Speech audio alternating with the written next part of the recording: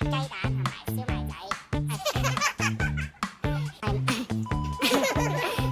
你最中意食啲咩啊？魚蛋、雞蛋、燒賣仔。我最中意食人肉。多謝恐龍，唔該晒。Hello，歡迎嚟到有計傾，我係明仔。今日我哋嚟到旺角咧，就係為咗八卦大家最中意嘅街頭小食究竟係啲咩？你最中意街頭小食係啲咩？我最中意食燒賣啊！你比較喜歡吃魚蛋？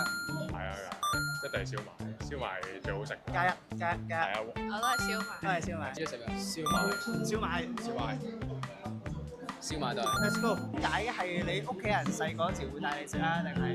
因為我真係好中意食燒賣，其實真係冇乜特別，因為我覺得真係燒賣都係一個好傳統嘅嘢啦，喺香港一個街頭小食上嚟講。燒賣佢啲同啲調味醬又好夾啊嘛，跟住之後同埋有大粒啲嘅，即係好似即係好食過魚。抵啲，性價比好高。係啊，好多咯，我覺得。咁你咧？你點解中意食燒賣嘅？咁燒賣都係啦，咁人都係由細到大食開，咁亦都係我食開個小食咯。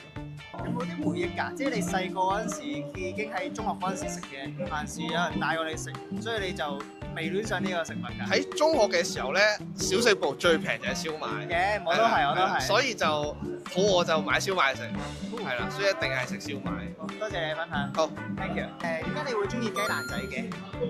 因為雞蛋仔嘅口感，因為平時蛋咧就早餐食得多，雞蛋仔係可以即係多啲味咯，多啲味去選擇咯。多謝你嘅分享，唔該晒。咁唔知兩位中意食啲咩咧？我好中意食雞蛋仔多啲。你中意食雞蛋仔？你哋中意食啲咩咧？雞蛋仔、燒賣。點解你中意食雞蛋仔嘅？因為始終都係由細食到大，同埋平時好中意食有關於用雞蛋煮嘅嘢，所以我就好中意食雞蛋仔。同埋都飽肚。咁你哋食燒賣，因為早餐係食燒賣，同埋我覺得可以燒賣可以抵啲咯，即係。Which Hong Kong style just food is your favorite? Egg waffles, the egg tarts. Why you is this taste good or is this taste good? Yes, very good, very good. Not too sweet, I like it. Thank you, sir. Thank you. Dundas Street. Where the market is. It used to be called Dundas Street. Is that now Shanghai Street?